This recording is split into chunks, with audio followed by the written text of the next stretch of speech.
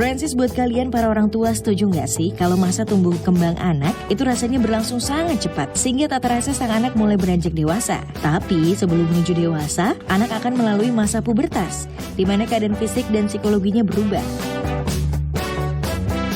Nah, disinilah pentingnya peran orang tua untuk hadir mendampingi. Berikut ini akan ada tips menghadapi anak saat masa pubertas. Yuk kita simak tips berikut.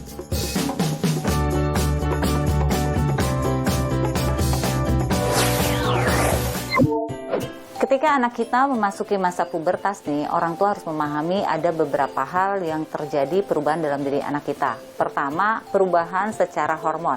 Ya, ini juga mempengaruhi mood anak kita. Sehingga mungkin dulu kita lihat anak saya dulu lucu deh waktu kecilnya, unyu-unyu gitu ya. Kenapa sih sekarang jadi punya area sendiri, area yang orang tuanya nggak boleh tahu gitu kan. Atau bahkan kok ngobrolnya udah kayak orang dewasa. Nah, ini artinya ada perubahan secara hormon. Yang kedua, perubahan secara fisik ya kan. Bentuk tubuh wanita akan lebih terlihat kalau terjadi perubahan.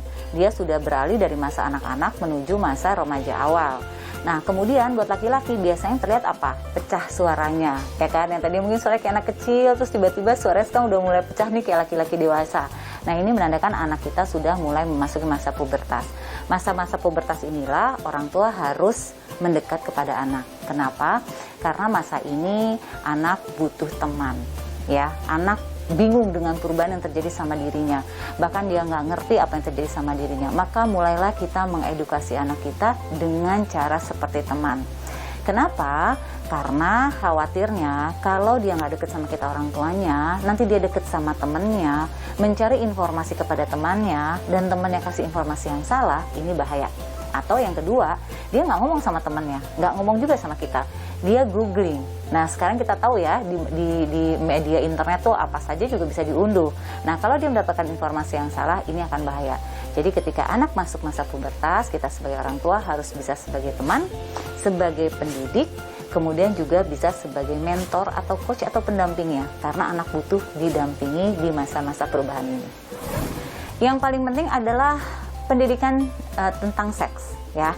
Jadi kalau kita bicara pendidikan seks, bukan sesuatu yang negatif, tapi ini justru ilmu pengetahuan. Karena anak perempuan sudah mulai masuk masa haid biasanya. Dimana ini anak perempuan harus dijelaskan loh, ya kan, bahwa organ dia udah seperti wanita dewasa, dia sudah bisa hamil, ya kan. Kemudian bagaimana supaya bisa menjaga kebersihan, ini harus diajarkan oleh sang ibu. Kemudian kalau anak laki-laki ketika sudah mimpi, ya kan, ini ayahnya yang harus maju, jelaskan bahwa dia sudah seperti laki-laki dewasa, apa yang harus dijaga, batasan-batasan yang harus dijaga seperti apa. Inilah rules pertama yang harus dilakukan oleh orang tua. Ibu kepada anak perempuan, ayah kepada anak laki-laki. Kenapa ini penting? Karena di usia ini anak sudah mulai suka terhadap lawan jenis. Jadi rules-nya harus mulai dari rumah. Do and don'ts itu orang tua yang menetapkan dengan diskusi kepada anak.